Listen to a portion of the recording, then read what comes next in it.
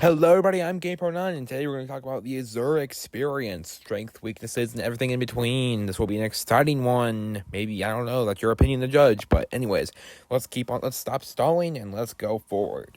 Now let's start with how Azure is meant to be played. Azure is a trapping and zoning killer and duo, I guess, but we'll get to that when we get to that. This is not for now. Be patient, you little...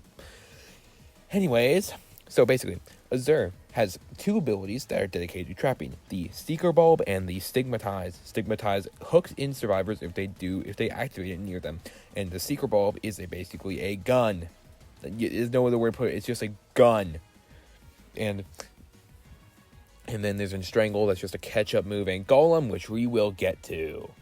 Now, Azure's gameplay mainly revolves around running around with placing the traps, making sure they hit survivors, and filling up your oblation meter, just like 2-time, except less annoying because 2-time is a little...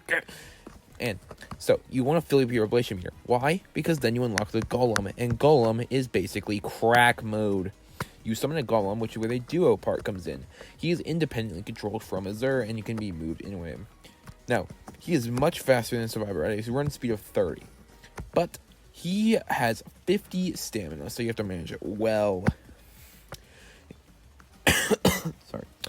And along with that, you just have to strategize, because the abilities have short cooldowns and they hit like a truck. So you want this Golem to be in vital spots.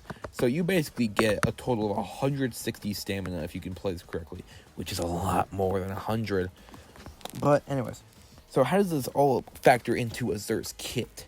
Now, all of this is very powerful if you know how to play this right. But if you don't, it's going to bite you hard, because the traps, you will have struggle without the traps, and you can win without Golem, but it's just nice to have the Golem because more damage. You know what I'm saying? But so, as you can see here, I summoned the Golem in the background footage. I place it in the middle of the map. That way, when survivors loop around there, I can just activate the Golem again and hit them with some high damage numbers. Which high damage equals less health they have and more dying, which is essential for winning this killer. Now, Azure's probably biggest problem is the fact they suck at tracking. I mean, Cool Kid was the worst tracker before this, but Azure, he takes the spot now. He has 0 tracking if the survivors do not activate his traps and get his status effect, which glows, which highlights them. So so if you hiding in a corner, Loki might be a viable strategy if the Azure cannot find you. Because as long as you do not activate his traps and he does not find you, then you are completely hidden. He has nowhere way to find you. But is he balanced? Well, another struggle of his is the fact that he has a 27.5 run speed, which is on the slower end of killers, but not as slow as people like John Doe and Sixer, who have a 27. But he's still behind Cool Kid and Slasher with 28. I forgot how much Nosferatu has. And 1x, 1x is 27, but Nosferatu, I forgot, I don't remember, I haven't looked at his stat lines, but this is not a diss on Nosferatu. But, as I have said, how do you strategize with Azure, and how do you maximize your effectiveness as him? Well, that is something we are going to very much talk about in the next section after I'm done yapping, and after this match ends, because I decided to factor it that way. Because strategizing with Azure is more important than strategizing with John Doe, because John Doe requires it less, really. Well, anyways, let's stop stalling. And how do you really strategize with Azure? I think one of the most important ways to strategize with Azure is just to you just need to make sure your plants are in very tight choke points that survivors would run to, or cut off looping areas. So, on Roblox HQ, this hallway where I plop down that is a good choke spot, because it's a spot where survivors would frequently walk to.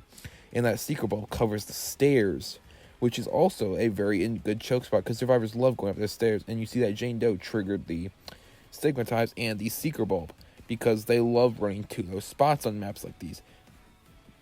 So you have to know survivor habits. Where's a good place that you would find survivors a lot? And another thing is, where should you plop your golem? Because you should also plop your golem when you're out of chase, if you can. That way you don't have to deal with the survivor getting away from your golem while you're winding up. And that way you just have it, and you could catch him off guard with the golem if they do not know you popped it, which is really good, I have to say, for you. But otherwise than that, you're pretty solid, and you need to. And also, I forgot to mention, use Strangle to try and catch survivors. It's like treat it like a 1x projectile. The survivor can see a purple shadow of where you're aiming it, so you want to predict them and cut them off with it. And now you can lure them back and throw them into traps and do high damage combos like you've seen in those funny clips. Now, overall, Azure is very balanced, but the weakness is you just have to know how to get around it, because if you don't, you're just going to lose. That's just how it is. Because Azure, unlike Noli, actually earns his 5-star difficulty rating. But other than that, I really have nothing else to say about the Azure experience, well, besides my time playing it, and that was alright. Some matches felt like a slog to get through, others were a breeze. And that's just the nature of it, because, sometimes you get matches where you just sweep the crowd, and the other times you're lucky to get one kill. But anyways, that's all I have to say for today. Till next time, I'm GamePro9, and thank you for watching. Next episode will probably be on Cool Kid. Alright, bye-bye.